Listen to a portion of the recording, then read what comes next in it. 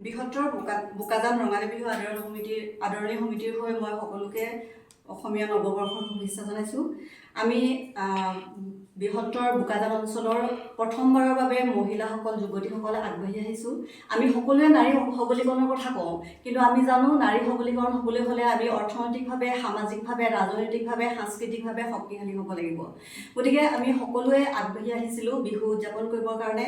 আদৰণি সমিতিয়ে আমি 19 আৰু 20 এপ্ৰিল ঠিক কৰিছিলোঁ উদযাপন কৰিবৰ কাৰণে, কিন্তু পিছত আমি প্ৰশাসনৰ নিৰ্দেশনাক সন্মান জনাই আমি 20 আৰু 21 এপ্ৰিলটো নিৰ্ধাৰণ কৰিছোঁ।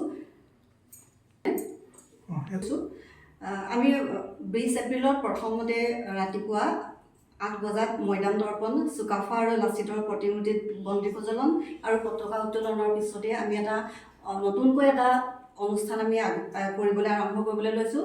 আমি জানো আমি কাৰ্বি আংলং হৈছে বিচিত্ৰ সংস্কৃতিৰ সমাহাৰ। গতিকে আমি সকলোৱে প্ৰতিটো জনজাতি গোষ্ঠীক সন্মান জনাই আমি এটা আটকধুনীয়া সাংস্কৃতিক শোভাযাত্ৰা আগবঢ়াবলৈ লৈছোঁ। আমি সেই অনুষ্ঠানত আমি সকলোৰে সহযোগিতা বিচাৰিছোঁ আৰু লগতে আমি বিহু আদৰণি সমিতিয়ে বিভিন্ন প্ৰতিযোগিতা অনুষ্ঠিত কৰিবলৈ লৈছোঁ। সেই প্ৰতিযোগিতাবিলাক হৈছে সদৌ অসম ভিত্তিক কণী যুঁজ প্ৰতিযোগিতা, লোকলা প্ৰতিযোগিতা, সৰু বিহুৱতী প্ৰতিযোগিতা, জেং বিহু প্ৰতিযোগিতা, মহকুমা ভিত্তিক থলুৱা জনগোষ্ঠীয় সাজপাৰ প্ৰতিযোগিতা। ইয়াৰোপৰি আমি সাংস্কৃতিক অনুষ্ঠানো অনুষ্ঠিত কৰিম। আমাৰ সাংস্কৃতিক সন্ধ্যাৰ মুখ্য আকৰ্ষণ হৈছে জনপ্ৰিয় কণ্ঠশিল্পী ৰমেন দানৱ আৰু সংগীবৃন্দৰ গীতৰ শৰাই, শান্তি মিলন লোকবাদ্য দল। এই 2টা দিনৰ কাৰ্যসূচীতে আমি সমগ্ৰ অসমবাসীৰ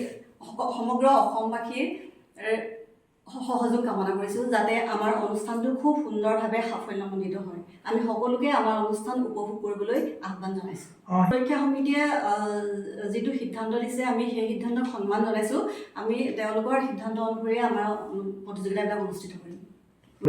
এই ক্ষেত্ৰত আপোনালোকৰ ৰাইজৰ পৰা সহযোগ কেনেধৰণে পাইছে?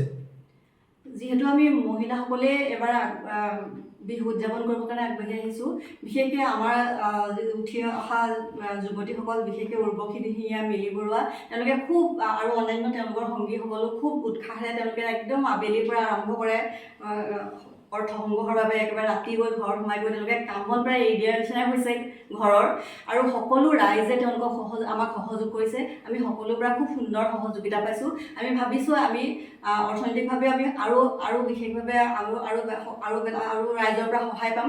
আমি নিশ্চয় খুব সুন্দৰভাৱে বিহুখন সাফল্যমণ্ডিত কৰিবলৈ সক্ষম হ'ম।